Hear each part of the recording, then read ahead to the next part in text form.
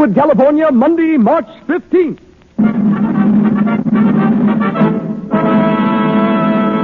The Lux Radio Theater, starring Marlene Dietrich with Herbert Marshall in Desire, featuring Otto Kruger and Zeffie Tilbury.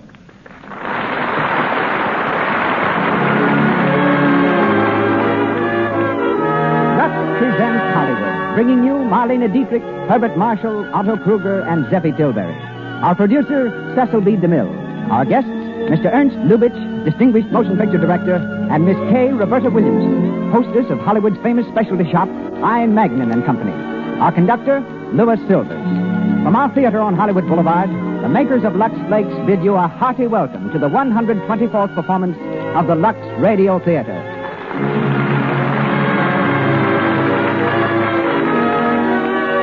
Before we hear Marlene Dietrich and Herbert Marshall in Desire, a few words about our product, Lux Flakes. We've been interested lately in hearing how many women use Lux in the dishpan because they consider it a beauty treatment for their hands. Lux Flakes are so gentle, and they make dishwashing easier, too. One woman, Mrs. Travis Johnson of New York, writes, "Nice hands mean a lot to me. I'm a pianist, so I can't afford to let my hands get rough and red. Using Lux for the dishes is the most inexpensive beauty care I know. My husband agrees with me, too. Says my hands look as nice as when we were married. And a husband's compliments mean something." As Mrs. Johnson points out, Lux Flakes for dishes are inexpensive. It costs less than 1 cent a day to keep your hands nice this way. And now, ladies and gentlemen, Mr. Cecil.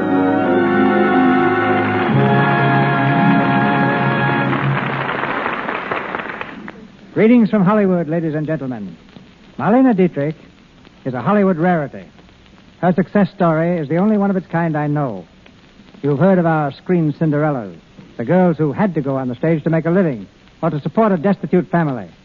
But it was love of acting alone that brought Marlene first to the theaters of Berlin and Vienna and inevitably to Hollywood. It was Max Reinhardt who gave Miss Dietrich her first chance on the stage and thereby launched one of the most glittering careers of our time. Recently, in Vienna and London, thousands jammed the squares in front of her hotels, cheering her wildly. To protect her from the crowd's enthusiasm, London's heroic bobbies worked overtime. When Miss Dietrich left, it was remarked by a great London newspaper that, although we, her devoted slaves, regret her departure, it is said that Scotland Yard detectives are toasting it in nightclubs and looking forward to a long holiday. Police, the paper went on to say, are anticipating the threat of the coronation crowds as child's play. In our adaptation of the Paramount film Desire, she comes to us in the role she filled with such distinction on the screen, Madeleine de Beaupré. Making his 4th appearance on our stage, Herbert Marshall is heard as the English automobile engineer, Tom Bradley. Since his last appearance here, Mr. Marshall has been busy preparing with Miss Dietrich for the new Paramount film Angel. They had planned to shoot the first scenes of Angel today, but to make this broadcast possible, graciously postponed starting until tomorrow. Otto Kruger faces our microphone in the part of Carlos, one of the most polished actors of the stage and screen. Mr. Kruger has just starred with Mary Ellis abroad in Glamorous Night, produced by British International Pictures. Zeffie Tilbury, who played the role of Aunt Olga in the film version, resumes it tonight. High in the flies of our stage, Columbia's engineer reaches for the dials of the control board, ready to release to the ends of the earth the Lux Radio Theater's presentation of Desire. And here come our players, Marlene Dietrich and Herbert Marshall, with Otto Kruger and Zeffie Tilbury.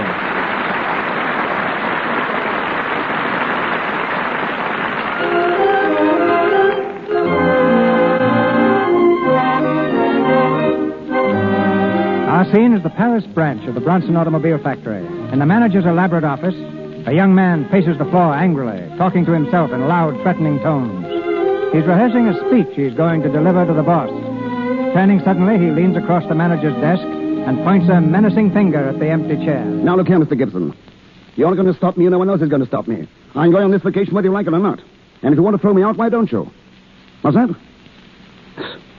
Now, why do you bring up arguments like that? What? Yes, I know you brought me over from Paris to London, but you didn't do it for my sake. You did it because you wanted a good engineer, Mr. Gibson, and I've done my job. I've been designing Bronson Motors for the last 3 years, and I need a rest. No? Oh. Well, let me tell you this, Mr. Gibson. I'm not going back to London before I've had my vacation, and that's final. Right. Good morning, Tom. Oh, morning, Mr. Gibson. Well, Tom, it's all right. You can have your vacation. I can have... Oh, well, thank you. Oh, you don't have to thank me. You've done a fine job. Everyone in London recognizes that. But they want you back home by the 15th at the latest. The 15th? That gives me 2 weeks. Where are you going? Italy. Oh, yes? That's where I've always wanted to go, ever since I was old enough to know about it. Milan, Florence, Livorno, Napoli. All those places I've read about and never had a chance to see. And I'll have 2 weeks, 2 whole weeks in Italy. Fine, fine. And to show you how much we appreciate your services, we are lending you a car for your trip. That's great.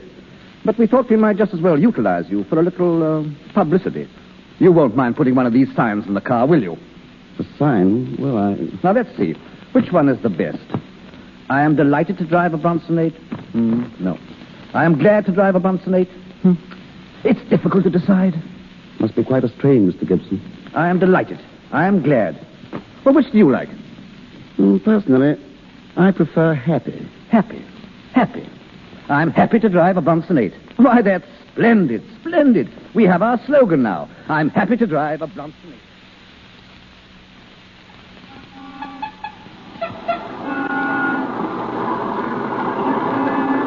I'm delighted to drive a Bronson 8. I'm glad to drive a Bronson 8. I'm happy to drive a Bronson 8.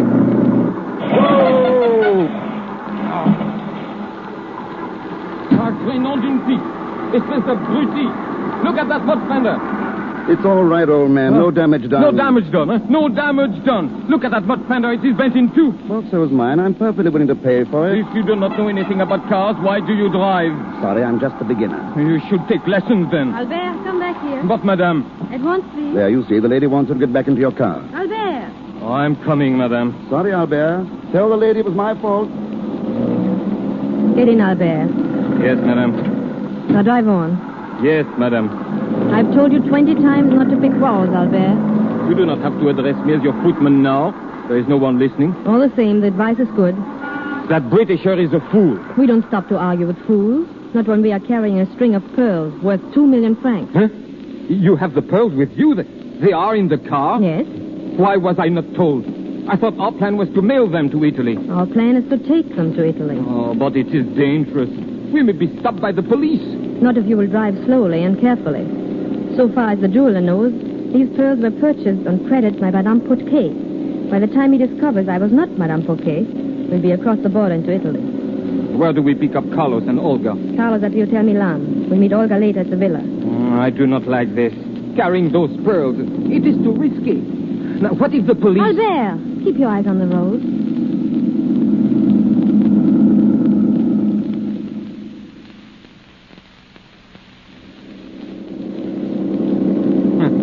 When I'm driving, you say to go slow. When you are driving, it is something different, eh, Madeleine? We are safe here, and I'm driving carefully. What did that last sign read? Badonekia, 5 kilometers. Baronekia, that's the Italian border. We must be almost there. Yes. But you may not be so safe when the custom officers search your handbag. It's only the luggage they're interested in. You think so? Oh, well. Be careful, that man on the road. Hey! Hey! You almost hit that man. He shouldn't stand in the middle of the road taking pictures. Madeleine, I just remember. You know who he was? That man back there on the road? Who? The Britisher. The one who bumped into us in Paris. What are you laughing at? Oh, you do not see what happened? When you pass him, you drive through some mud puddle. He was covered up from head to foot with mud. That is very funny, no? We are coming into town. Please try to act like a chauffeur, Albert. Oh, yes, madame. Where do we go now? To the customs office. You'll come with me.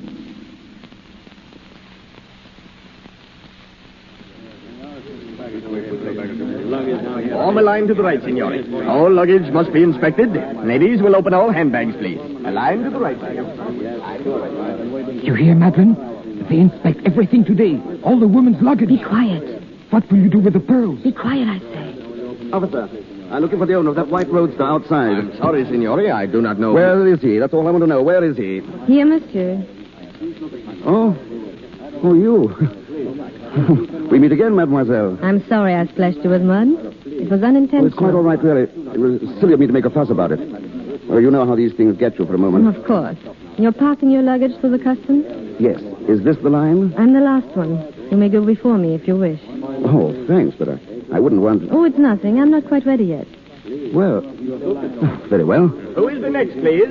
Will you come this way, senor? Right with you. Thanks again, mademoiselle. Madeline, quick.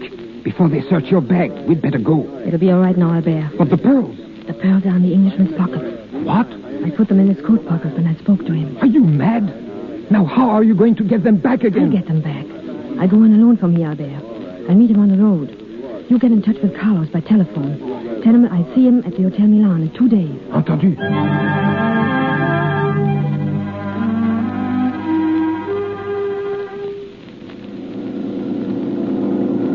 I'm happy to drive a Bronson 8. I'm happy and glad and delighted. Delighted to drive... Whoa! Hello there. Oh, good afternoon, monsieur. What's the matter? Are you stuck? Yes. There's something wrong with my car. I'll have a look at it. Thank you. Let's see now. How did this happen? I bumped over a rock. Must have been an awfully big one. I'd swear that carburetor was hit with a monkey wrench. You can't fix it, monsieur. Not without spare parts. Well, What are you going to do? I'll just leave it here and send back for it tomorrow. Would you give me a lift? Why, of course. Delighted. Delighted, mademoiselle. I'll put your grips on my carrier. Thank you, monsieur.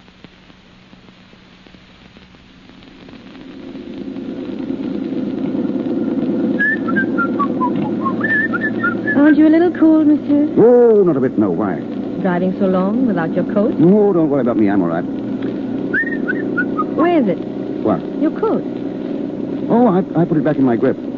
Oh, Nice country, isn't it? beautiful. You know, I'm glad you had that accident. Are you? Very glad. Do you think our luggage is safe back there on the carrier? Who cares? But Don't you worry. I put yours on the bottom. If you hear anything fall, it's my suitcase. You've nothing to worry about. Oh, that's fine. You know, I'm really lucky. If I hadn't found you, I'd still be standing there in the middle of the road instead of being on my way to Milan. Is that where we're going? We? Sure. I'll drive you there. I am lucky. You're lucky. You mean I am. Having you with me. Thank you. You're very charming, you know. Or did you know? Very difficult question to answer. You know what I wish would happen? That you would lose your suitcase. I would lose my suitcase. We would lose the car and be stranded here for 10 days without a soul around us. I can't help it. That's my idea of a real vacation. Monsieur. Look out there. That's Italy. The birds are singing. The sun is shining. And you are probably taking a cold. Does that really worry you? It does? Why? I'm just selfish. If you get a cold, I may get one too, being so close to you. You know, it gets colder as it gets later, and I may have to move a little bit closer if I get chilly. I may even put my hands in your pocket. Oh, maybe I'd better get my coat. I wish you would. All right.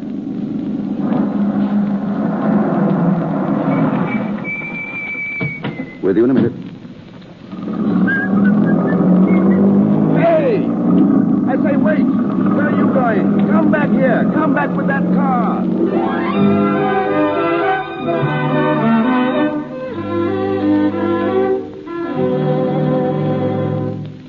For the 10th time, Madeline, where are those pearls? For the 10th time, Carlos, I don't know. You said he put the coat in his bag. He did, but when I drove away and got out to look for the grip wasn't there. He must have taken it off the carrier before I had a chance to get away. Then that man still has the pearls in his pocket. Yes, What did you do with his car? I wrecked it. Why? I couldn't drive a stolen car through Italy. I drove it into a stream and came on by train. But without the pearls. Madeline, you aren't by any chance double-crossing me. Don't be vulgar. Who was this man? An Englishman. That's a great help. And what was his name? I don't know. Tom Bradley, I think. Oh, you think? Good. What did he look like? He was tall. Well, one more little clue like this, and we ought to have him in our hands. Any other distinguishing traits? Well, he seemed to be a man of very good taste. He liked me. Didn't I tell you never to mix love with business? Don't be absurd, Carlos. This man interests me about as much as you do. That should satisfy you. I want to tell you something, Madeline. I think I've always behaved as a gentleman. And I hope you continue to do so. That all depends. Hello. Yes. This is the Countess de Beaupre Suite. What? Oh, well, there must be some mistake. Oh, I see. Who is it? Well, yes, of course. Very well. Yes, ask Mr. Bradley to come up, please. Bradley. He's here at the hotel. Claims to have recognized you as the woman who stole his car. He's complained to the police. Oh, charming. And you invite him up to complete the description? We've got to see him. Don't forget, he has the pearls. Now, let's be calm. All we can get is 5 years. No, 7. I looked it up. A slip-up now would be fatal. Our stories have got to match. Now, let's go through it again quickly. Who am I? You are my Uncle Prince Schalenburg. How did I get the bullet hole in my In ribs? the battle on the Marne. Who was your mother? Grand Duchess Sandra, who went down with the Lusitania. Your father was the Grand Duke Sergei. Killed by the Bolsheviks. Good luck, Countess. Good luck, Your Highness. Come in. Good morning. Good morning. So it was you, mademoiselle. What was the idea of taking my car and... Hello. May I ask what this is all about? Oh, this is my Uncle Prince Schalenburg. Bradley is my name. Are you by chance insinuating that my niece stole your car? Yes, I am. That's not true. Uncle, it is true. What? Yes, but let me explain. I don't want any excuses. This is the last of your numberless escapades. I'm going to bring this up to the family council, yes? But, Uncle... Oh, you're not going to drag down the family name any longer. You realize what you did? You stole a car. I'll see that the family disowns Now, you. look, here, I wouldn't go too far. I must ask you to let me handle this alone. Whose niece is she? Your niece or my niece? Well, whose car was it? Your car or my car? Let me tell you, my niece is more important to me than your car. And my car is more important to me than... Well, perhaps not. Thank you. Now, look, Your Highness. I'm on my vacation. I don't want any more trouble than I've had already. Just give me 10,000 francs for my car, and we'll forget the whole thing. And you will cancel your complaint to the police? Of course. Young man, I think your attitude is splendid. I'll write you a check at once. I want to thank you, monsieur. Oh, never mind that. But why did you do it? You want to hear the truth? Yes. I was very late for a luncheon appointment. I see. But after all, why did you have to leave me in the middle of the road? I would have been glad to drive you. You were going slower and slower. And you know yourself why. It's silly to say, but suddenly I got in a terrible panic. We were alone there. I didn't know you. And before I knew what I was doing, I stepped on the grass. I was really afraid. Of what? Of you? There was no reason for that. I paid you a few compliments. I told you how charming, how lovely you were. And I would still repeat it. But I didn't do anything. But you intended to. I did not. You had it in your eye. I didn't know it showed. By the way, did you make your luncheon appointment? Yes, but after I got here, I didn't keep it. Would you keep a dinner engagement for tonight with me? With you? It may sound very strange, but I've never had dinner with a countess. And I'm afraid you never will. You're leaving today. So am I. Are you going to Florence, too? No. Neither am I. We are going to our villa down on the coast. If you would care to come as my guest.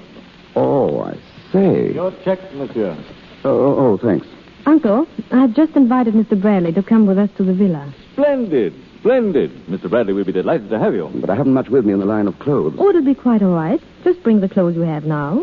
The ones you had with you in the car. Oh, of course. Well, it's very kind of you. Not at all. I insist, Mr. Bradley. I insist. Yes, and so do I, monsieur.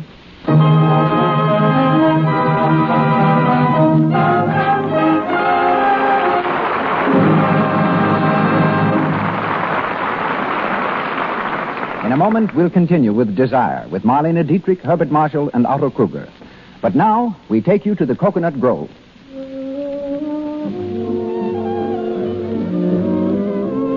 It's tea time, and the room is filled with dancers. In the middle of the dance, a handsome couple return to their table, a frown on the girl's pretty face.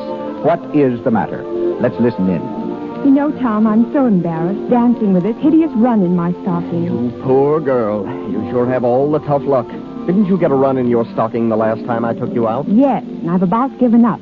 I've tried all kinds of stockings, but I still have rotten luck with runs. Oh, here comes Alice. Hello, Sue. Hello, Tom. Why all the gloom? Oh, Sue's popped another run, and it started to unravel her disposition. Oh, is that all? Why don't you join the Cut Down on Runs Club, Sue? No dues, no initiation fee, Just what? Oh, just toss your stockings and Lux Flake studs after every wearing. I've cut way down on runs this way. Honest? Sure thing, you know. Maybe Lux is the answer to this maiden's prayer, too. clever girls do cut down on runs by using Lux Flakes. Lux Flakes are especially made to save the elasticity of the silk. It's when a stocking has lost elasticity that the threads tend to snap, and runs start whenever there's a strain. So, to avoid the nuisance and expense of constant runs, protect your stockings with gentle Lux Flakes. You'll be surprised at how much longer your hosiery will wear. Once again, Mr. DeMille. Marlene Dietrich, Herbert Marshall, and Otto Kruger continue in Desire.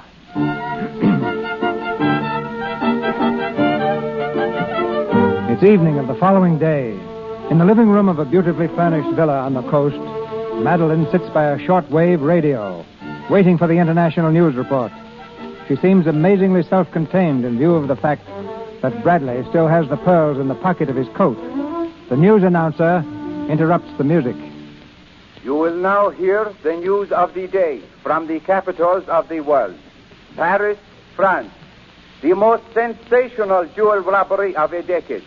The disappearance of a 2 million franc string of pearls from Duval and Company, the famous jewelers, still goes unsolved. Madeline, turn that thing off. Police reports from other capitals.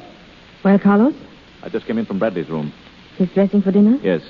What color was his coat? The one with the pearls? Dark brown. Confound it, that's the one he's going to wear. How do you know? He has no dinner jacket with him. The brown coat was lying across the bed. You don't think he has found the jewel? I don't think so, no, but we've got to be careful. Madeline, have you any kind of a pearl necklace?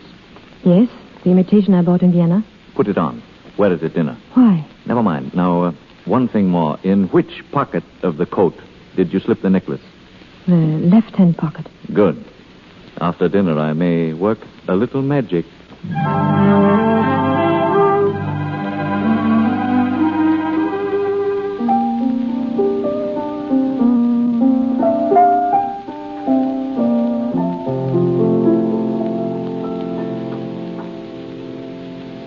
Well done. Splendid. You play beautifully, Countess. Now you do something, Mr. Bradley. Well, I can walk on my hands. No, please. It's too early after dinner. Uncle, why don't you show us some card tricks? Oh, no. Yes, why don't you? Oh, all right. By the way, what's that on your nose? There we are. Silver coin. See? Oh, good. Do you always carry money in your nose? I don't know, but I often pay through it. Do you know any more? Let's see. Madeline, may I have your pearls for a moment? Of course. Here? Yeah, thank you, dear. You see these pearls? Now watch. 1, 2, 3. Presto. They're gone. Splendid. Where are they? Will you kindly look in the left-hand pocket of your coat? Well. Well, how did they get in there? I couldn't tell you that, Mr. Bradley. Here are your pearls, Countess. Thank you so much. Well, I hope you've been entertained. Entertained. It's been a marvelous evening. You know, Mr. Bradley, you've had a very strenuous day, and I should think that you would be tired. Tired? Oh, no, really. I could stay up a week under these conditions. But you're looking tired, Your Highness. And it is rather late. Oh, really? Yeah. Well, then, I'll do my final trick of the evening. Make myself disappear. Good night. Good night. Good night. I think I will say good night, too. Oh, no, not yet. It's early. Didn't you just say yourself that it's late? Late for uncles. Early for nieces. You look very beautiful sitting there. Don't spoil the picture. All you need is a frame, and it would be a masterpiece. No, you don't even need a frame. All I need is a nice, soft bed. Tell me, why did you really invite me to come here? My uncle thought it would be a nice gesture. Oh, your uncle. He is your uncle, isn't he? What do you mean? Oh, nothing. You see, I have uncles, too, but they're different.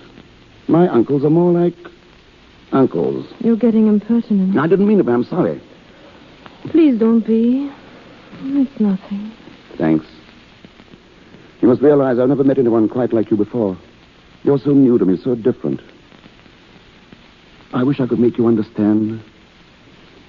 You do understand, don't you? Countess? Countess, are you asleep? I'm crazy about you. Madeline. Madeline. You don't know how I've wanted to call you that. Madeline. I love you. It's hit me all of a sudden. I love you. When you wake up, I'm going to take you in my arms and kiss you. I'm going to tell you, Madeline. Oh, I'm sorry. I was asleep. Did you say something? Oh, no, nothing. Then you'll excuse me, please. I'm so very tired.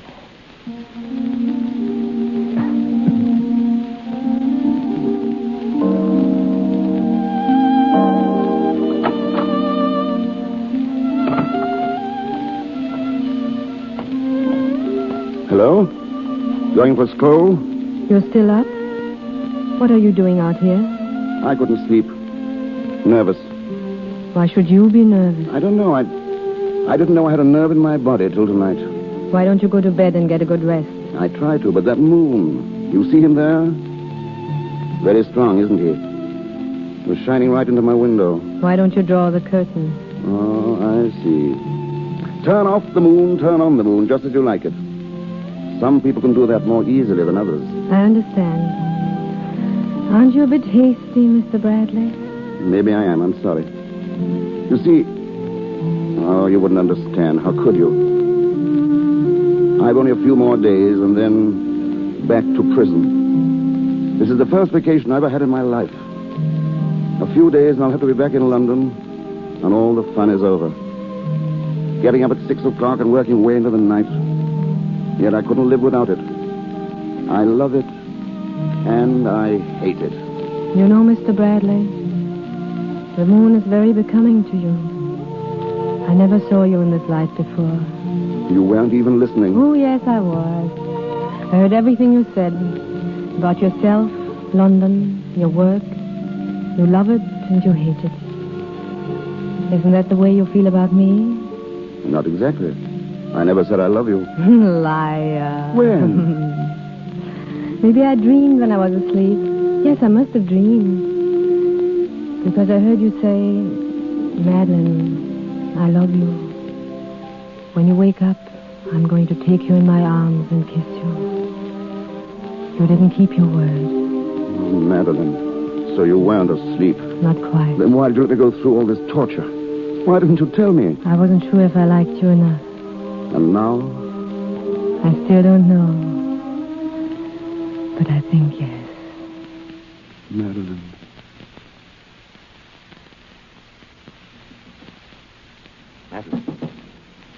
Madeline, are you awake? Madeline.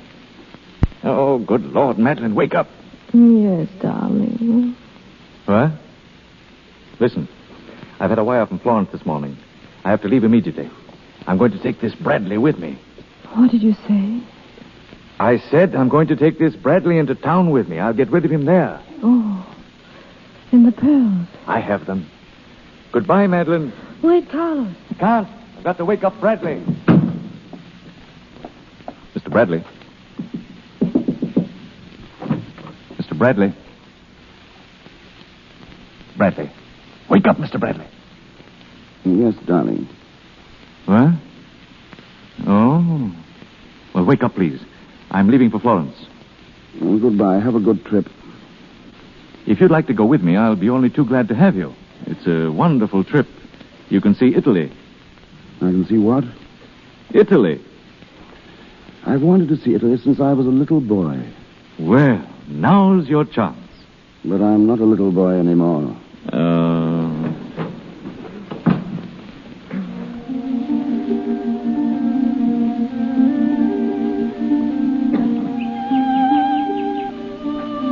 Darling, I tell you you're wrong. Darling, I'm right. Darling, you're beautiful, but you're stubborn. Do you know this is the first disagreement we've had? All right, let's find out. We'll ask the cook. Giuseppe. Yes, senor? What day is today, Thursday or Friday? Saturday, senor. Saturday. A whole week gone like an hour. 7 days. 7 dreams. Adding up to one dream. Do you remember the first day here, Monday? Oh, do I? And then came Tuesday. And what about Wednesday? What did we talk about? Did we talk? Certainly. About what? Nothing. Well, let's change the subject. Now I'm going to tell you something really interesting, all about London, all about my work. I wish you would. I didn't really mean it. I wouldn't bore you that way. I'd like to see you at work. I can picture you in overalls, really working. And with dirty hands. See, there's no glamour about me. I'm not a king, nor a prince, nor a count. Just an ordinary citizen. Very ordinary.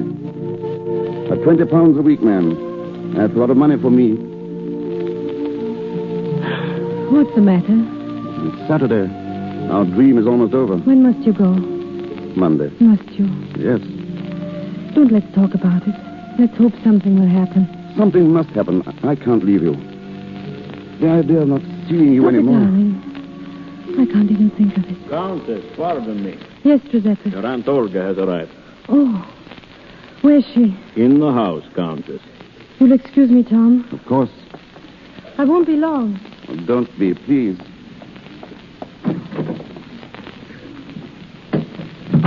Olga, Hello, Madeline. why did you come? That's a fine way to greet a sweet old lady. Why don't you bust me in the nose? What do you want? You shouldn't talk to me that way.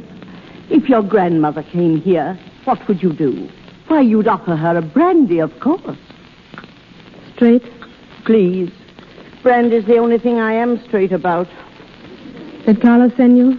Yes, and he's pretty sore at you. I don't care.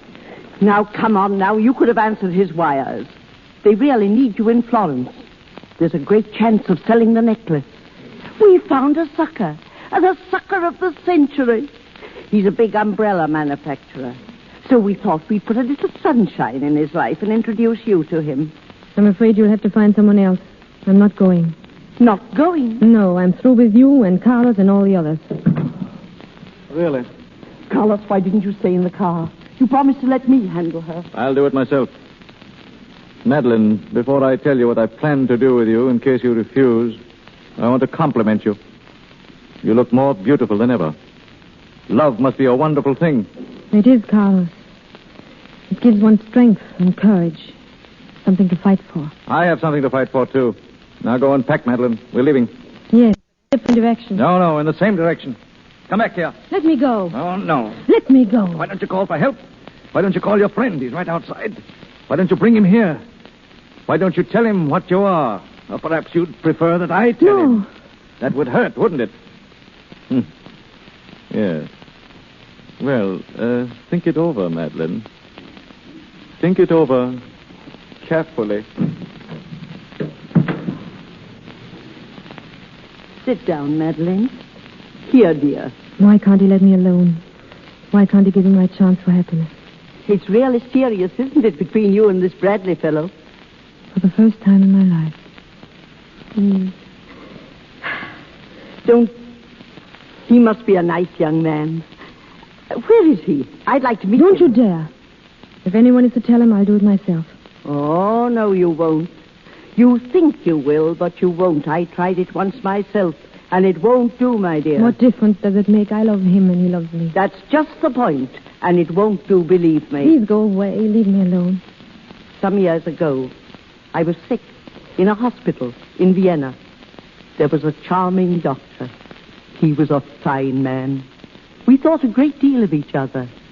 And I used to dream as you are dreaming now. And then right in my dreams, I'd feel a hand falling on my shoulder.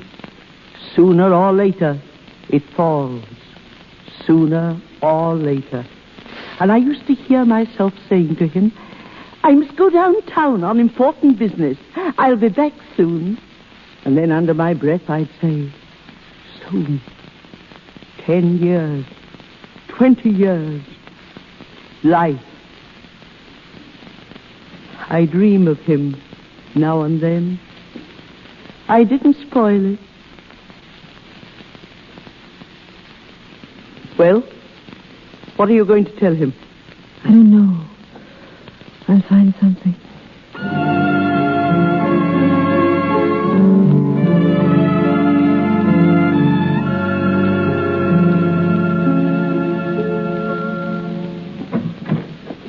matter then? Oh, Tom, come here.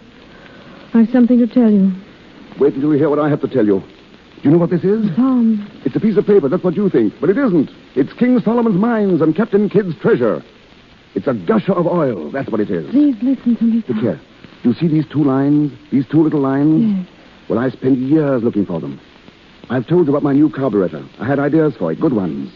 Everybody liked them. But there was one little thing to make it practical, and I couldn't find it. And now I've got it. These two tiny little lines make all the difference in the world to the carburetor. And maybe to me. And to you. What do you say? I'm so happy you found it. Now you are a real inventor. And you will be a great man. I don't care about that. You'll be famous. And happy. Is it a go, darling? Will you marry me? It would be wonderful. It would be. It will. It can't be. Madeline, what is it? I have to tell you something. Well, what is it? I don't know how to say it. I should have told you before. Tom, I'm married. Married? That's impossible. It's true, Tom. It can't be. It is. I don't know what to say. I can't believe it. A few minutes ago, you were telling I me... just talked to my aunt. She has nothing to do with us. She has, Tom. She brought me down to earth. She made me see reality. Reality? But we love each other. That's reality. No, Tom, it's a dream. And I'm afraid it'll have to remain one. You mean we have to separate? Never see each other again? Believe me, Tom, it's best for you and best for me. But let's be grateful. We had a gorgeous week together. 7 heavenly days. 7 dreams. A beautiful adventure. Adventure. I see. Well, that's what I was looking for when I started out. And I got it. A beautiful adventure. Turn on the moon, turn off the moon. All right. We'll turn it off.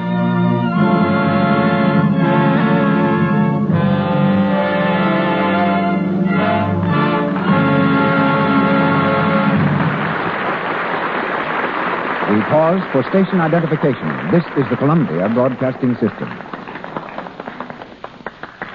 This is KNX, the Columbia Station, Los Angeles.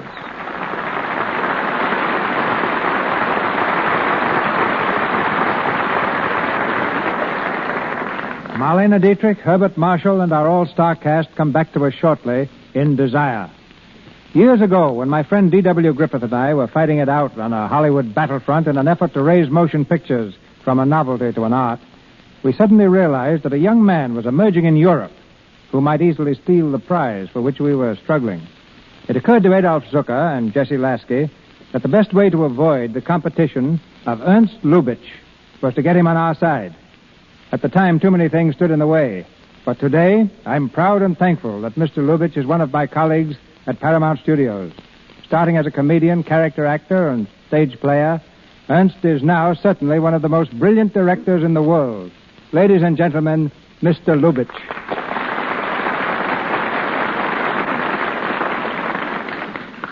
It's not only a pleasure to be here at CB, it's also very helpful.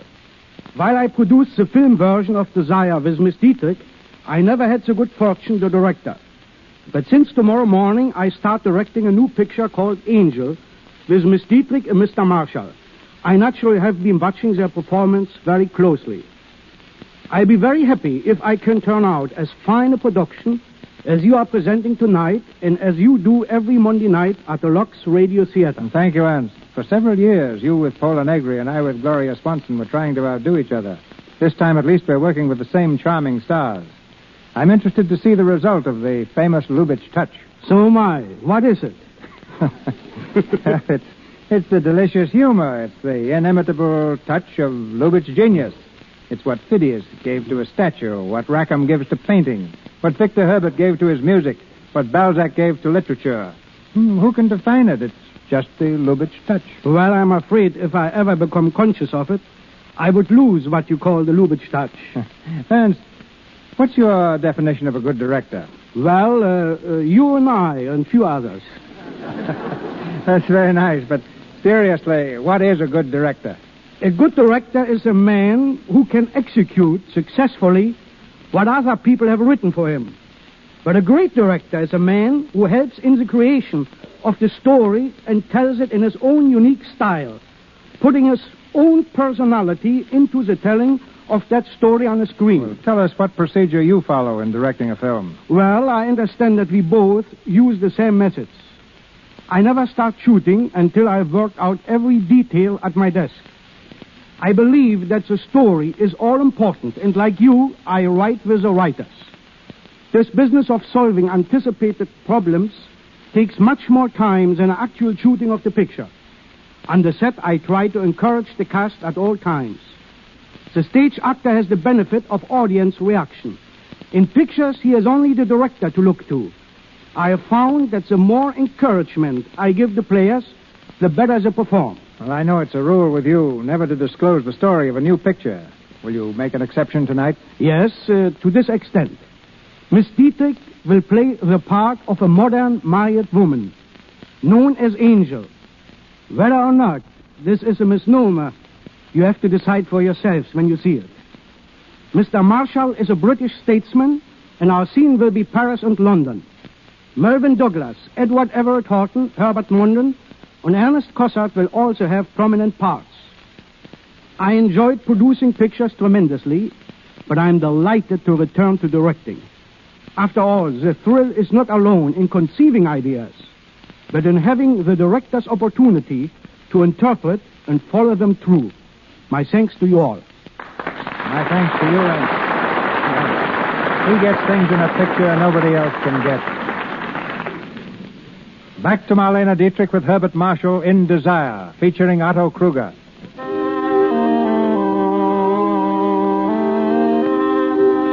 It's late the same afternoon.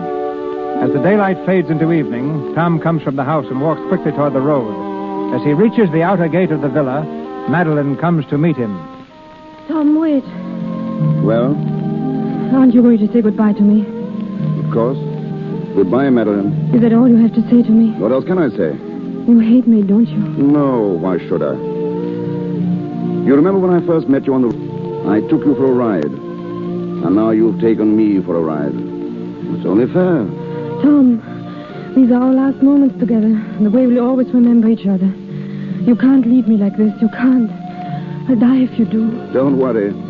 You'll live to make chumps out of a lot of other men. Give my regards to your husband. And tell him I'm sorry for him. Wait. I can't let you go like this. Tom, I lied to you. Not a word I said is true. That's not news. Oh, you don't understand, Tom. I have no husband. I'm not married. What?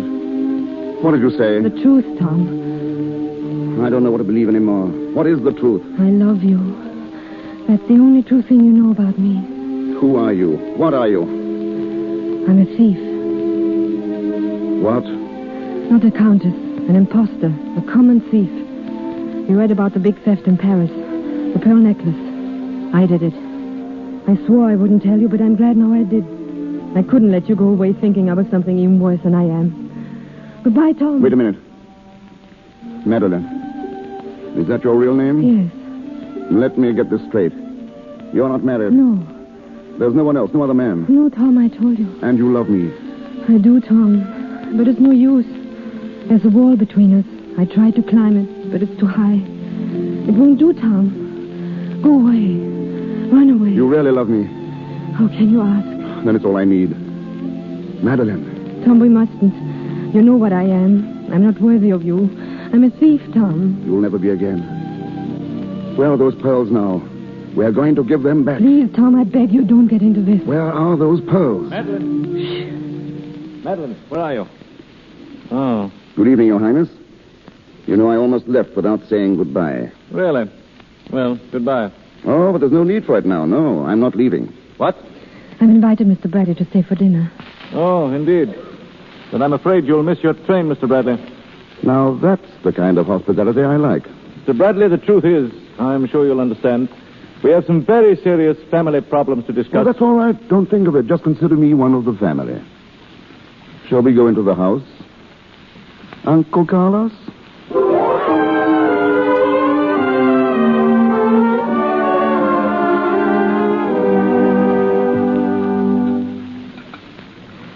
Some more chicken, Uncle Carlos? No. Aunt Olga? No, thank you. Mr. Bradley? Thank you. It's delicious. You know, this is a sort of farewell dinner, and I really think we ought to have a toast. What would you suggest? Well, I want to drink first to my hostess, who first stole my car and then stole my heart. My car was insured. My heart wasn't. Then I think we ought to drink to Aunt Olga, because I understand she's been ill. I? Yes. I heard you were very ill. About 35 years ago. In Vienna. Oh, I see. You made a mistake, Aunt Olga. You should have told that doctor. If he had really loved you, he would have helped you over that wall. Oh, why, How about some cranberry sauce? It goes very well with a fricassee of chicken. Uncle Carlos? No, thank you. Tell me, Your Highness, you're a man of great experience. You usually know what's coming next. Do you think there's going to be a war? I hope not. I'm always in favor of peace, but as the situation is at the moment, with nobody minding his own business, you never can tell what will happen. How about some more cranberry sauce, Aunt Olga? A little, please. You know, Your Highness, I was just thinking of some parlor tricks you once showed me. They were awfully good, but I think I can show you one that tops any you've ever seen. Now, you see this chicken on my fork. Now watch. 1, 2, 3. Presto. It's gone, isn't it? Where is it? In my stomach. That's what you think. But it isn't. It's in the inside pocket of your coat. And it isn't chicken anymore. It's changed into a string of pearls. That's marvelous. I can hardly believe it. Now, let me see. Yes, you're right. It's in my inside pocket. But it didn't change into pearls. It changed into a revolver. Carlos, put it down. You see, Mr. Bradley, it's a better trick than you even thought. Carlos, don't. Now, Mr. Bradley, I'm going to lock you up in a nice, cool cellar for 2 or 3 days where you'll have a chance to think about life and Brunsonates. In other words, I'm giving you back to the automobile business. Those are your plans, Uncle Carlos? Exactly. But suppose I should upset them. Why, you... Drop that gun. Oh, drop it. Oh, stop. Pick it up, Madeline. I have it. Good. Sorry I had to twist your arm like that, Uncle Carlos. Now, you can do one more thing for me. You can give me that pearl necklace. Really? Please, Carlos, we must have it. Our whole happiness depends on it. You dirty double-crosser. Well, you won't get it. No? Then I'll have to do my final trick of the evening. You see this hand? Now it's a fist. The fist is still in my hand. When I count 3, that fist will be on your jaw. 1, 2... Wait. One moment. Suppose we talk this over. Splendid. Shall we sit down?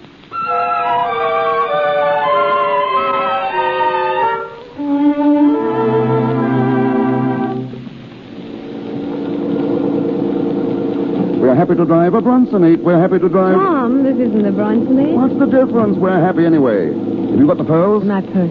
What was the jeweler's name? Monsieur Duval. Monsieur Duval. Oh, Tom, do you think he'll take them back? Definitely. Yes, but will he let me go? We're happy to drive a Brunsonate. We're delighted to drive a Brunsonate. We're glad to drive a Brunsonate.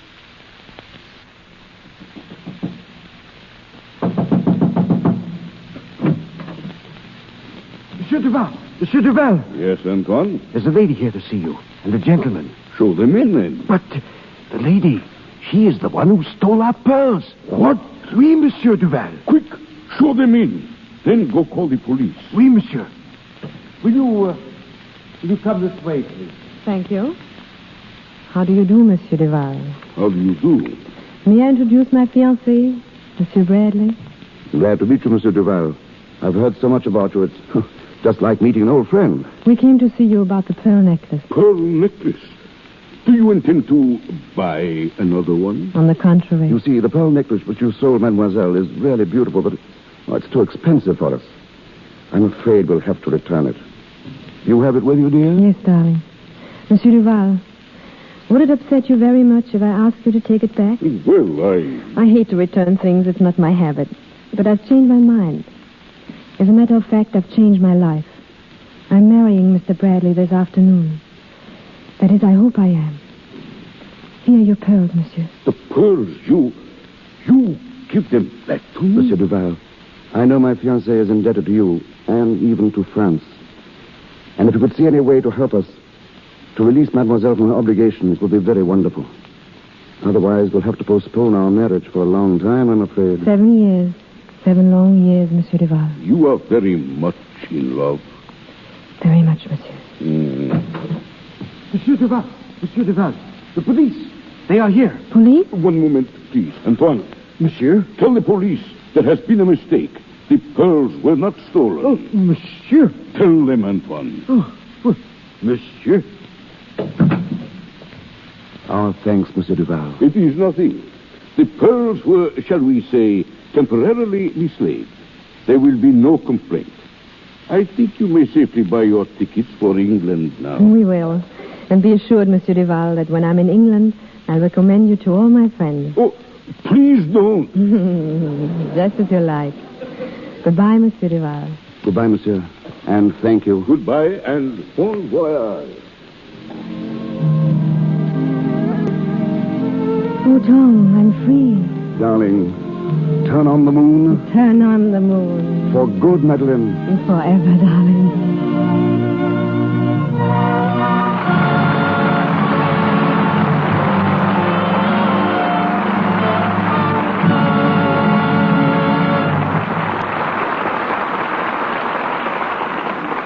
A little later, we'll hear more from tonight's stars. But now we drop the curtain on our play, hoping that every desire may be as pleasantly fulfilled. It's not news when dogs bite men, though when actresses come to Hollywood to go on the screen. But the story's different when an actress comes here to stop acting.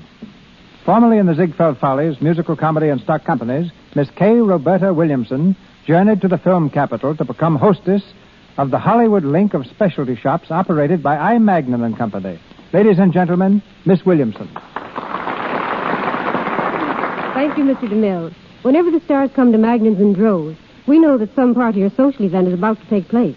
Any number of evening gowns, wraps, and furs were purchased for the recent ball of the Los Angeles Turf Club, winding up the season at the Santa Anita track. The other day, Ginger Rogers gave a big roller skating party, which meant that we were busy from morning till night, fitting the stars in play suits, shorts, and little jackets. When the stars come to I. Magnin and Company, I know they have splendid collections to choose from. Suppose you tell us who buys what. The policy of our store doesn't permit that, Mr. DeMille. But you may be interested to know that your daughter Catherine just bought a bathing suit from us. Yes, it interests me considerably, Miss Williamson. I just received the bill. Anyone who wants to get an idea of what the stars like in clothes can find out right here in the Lux Radio Theater. It's been my good fortune to see many of your broadcasts. And in doing so, I've also seen a real Hollywood fashion parade. Tonight, for instance, there's Marlena Dietrich, proving that a tailored suit can be decidedly feminine. She is wearing a black tailored gabardine suit with a white georgette blouse. On her recent appearance here, Jean Arthur chose a crepe dress of vivid hunter's green. Her woolen hat was a variation of the Cossack toque, while her fitted coat, made of the same fabric, was worn with a pair of cloth foxes. Jean Harlow also wore crepe.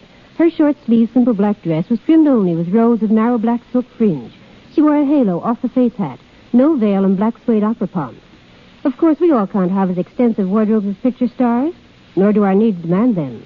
But we'd all do well to take care of our washables the Hollywood way, which is just another way of saying with Lux Flakes. Now, my experience has been that by using Lux Flakes, I can keep clothes looking like new, just about twice as long. By that I mean dainty, fresh-looking, and appealing. Lux protects colors wonderfully, and for silk stockings, there's nothing better. There's something about Lux Flakes that preserves the elasticity of silk threads. This enables them to give under strain, instead of developing runs so often, and makes them last ever so much longer. My recommendation is based on experience. The same experience that finds the wardrobe departments of all the leading Hollywood studios using Lux Flakes. Holidays and birthdays bring the leading gentlemen of the screen to our store for gifts. Herbert Marshall and Otto Kruger, Gary Cooper, and Mr. DeMille are favorites of the sales girls. Typical of Hollywood, they're very discriminating and know exactly what they want. Thank you again, and good night. It's a pleasure to have such a charming hostess for a guest. And now, a bit of dialogue in Demitas from our celebrated players, Mr. Herbert Marshall, Mr. Otto Kruger. Many thanks, C.B.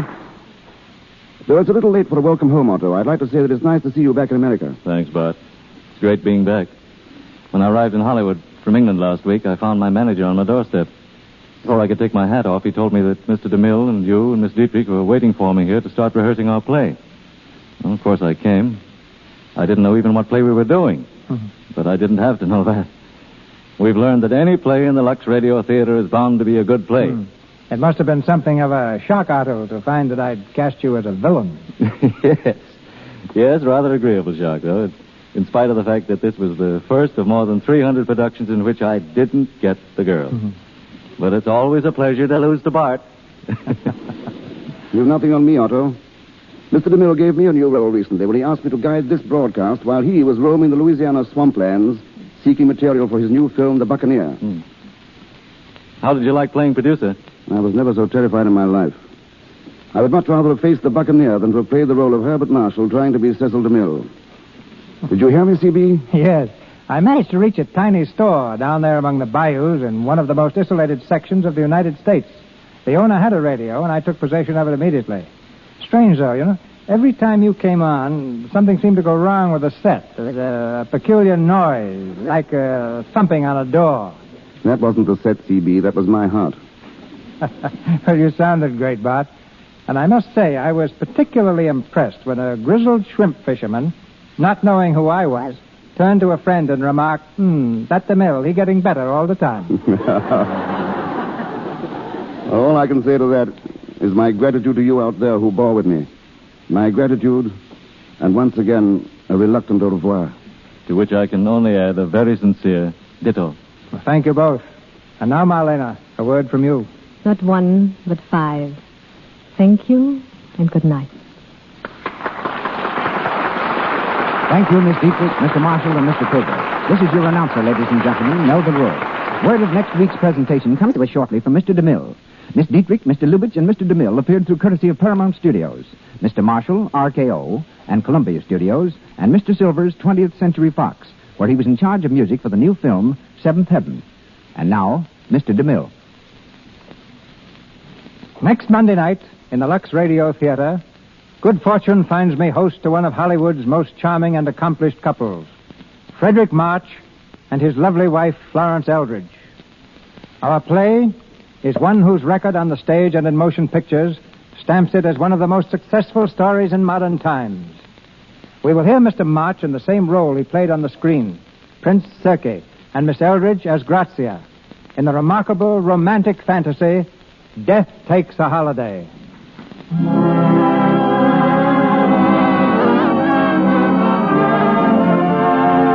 Our sponsors, the makers of Lux Flakes, join me in inviting you to be with us again next Monday night when the Lux Radio Theater presents Frederick March and Florence Eldridge in Death Takes a Holiday. This is Cecil B. DeMille saying good night to you from Hollywood.